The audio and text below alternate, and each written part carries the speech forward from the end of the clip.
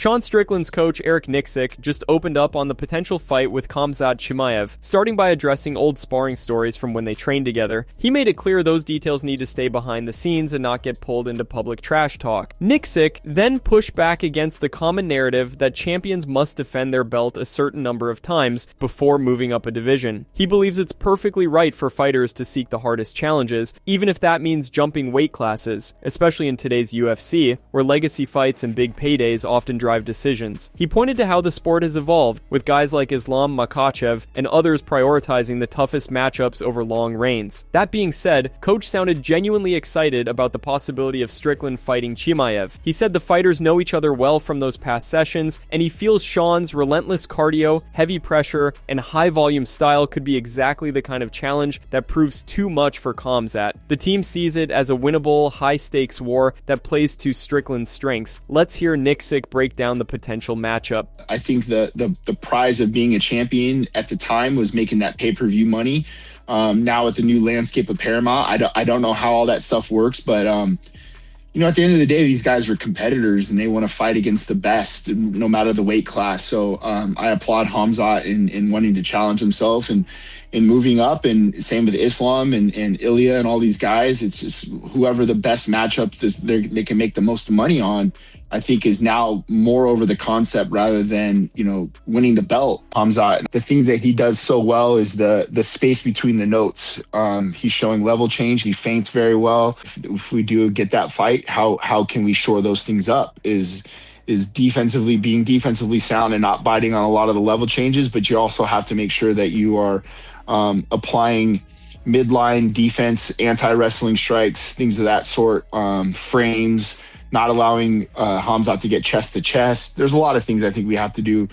Flyweight champion Joshua Van didn't hold back in a recent podcast appearance, taking direct aim at Manel Kape. Van called him corny and cringe for the way he talks, but at the same time admitted he might be the toughest matchup in the division right now, which is exactly why he wants that fight. The champ brought up the history between them. He said Kape publicly called him out, the UFC offered the fight, and Van accepted on short notice without hesitation. But Kape turned the fight down, something Joshua believes doesn't reflect champion mentality. Even though Van versus Tatsuro Taira is now official for UFC 327 on April 11th in Miami, marking Joshua's first title defense, he made it clear that stylistically, he views Manel as the real danger. He pointed to his one-punch knockout power, explosive style, and overall threat level as reasons why he wants to settle things with him. Taira earned his shot by finishing Brandon Moreno, so the matchup makes sense competitively. Former champion Alexandre Pantoja has been back in training for weeks and is targeting a UFC return this summer, planning to face whoever holds the belt at that time. Alright, let's see what Van had to say. Who do you think's the most cringe when it comes to talking crap before a fight? Manel. Oh shit! Manel's actually a nice guy. I had him on the podcast. He loves food. Fine dining. Yeah, his fat ass. Oh my god. That's why his weight. He really wants the Manel fight. Yeah.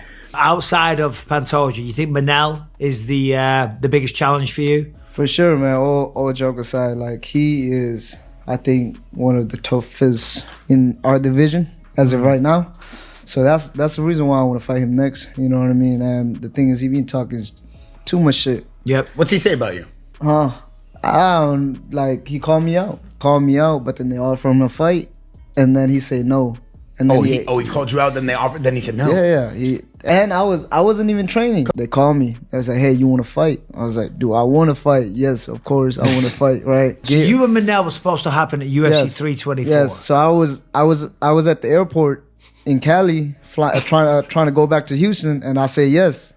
As soon as I got back to Houston, I was like, I got to get in shape.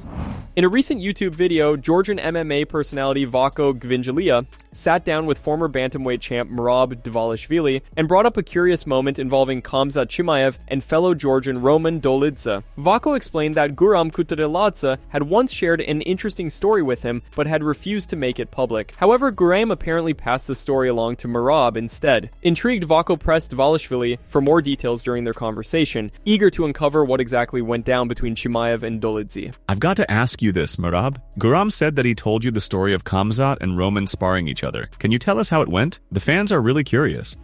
Well, so we were training, right? Khamzat was at our gym, and me, Roman, and Khamzat were all training together at Extreme Couture. I was sparring with someone when suddenly I hear this loud scream of agony. I look over and Khamzat is absolutely raging. He's punching the wall, looking around all furious. Then I glance at Roman and he's walking around proudly, almost like he just won something. A couple of minutes later, I see Khamzat sitting there with his knee wrapped up, covered in ice. So here's what happened. Roman put him in a knee bar, Khamzat didn't tap, got really angry, and ended up injuring his knee in the process. I think he's still dealing with a knee issue because of that. He's still wearing a knee sleeve because of that.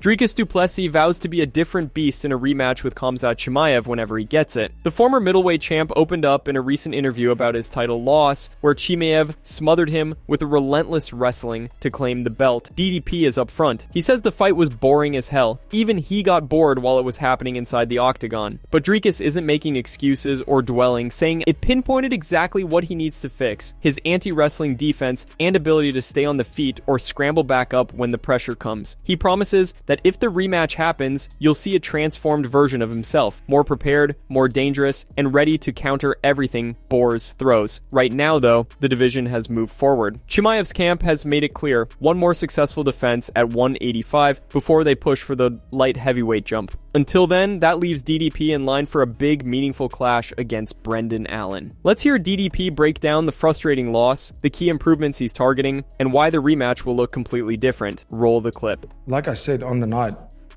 big ups to him. He came out there and he did what he needed to do. Not the kind of fight that I would have wanted with all the hype. It wasn't a very fun fight to watch for anyone. I got bored in the fight and I was in there, to be honest. But he did what he had to do to win that belt. I mean, that is, if that's the way that you are gonna go, well, good for you. I mean, it's different strokes. I mean, he negated everything you could possibly bring. Yeah, 100%. He made sure he stayed out of danger, and he fought that fight, and he almost neutralized me and making it a fight, because if we made it a fight, it would have been a different story. But he knew that, so he was smart in that. So I mean, frustrating, absolutely, but like I said, the speed bumps, that's what makes me better. Now I know the little piece of this puzzle where I need to work on, and believe me, in my next performance, you will see me do that, exactly just that. Be a master at that. Who would you like to see the champ face next? Does a fight with Imavov interest you? A high-stakes grudge match against Sean Strickland to finally settle their rivalry once and for all? Or would you still prefer to see him move up and face Pereira? Share your comments below. That's it from MMA Psycho. Thanks for watching. Don't forget to leave a like and subscribe for daily MMA news.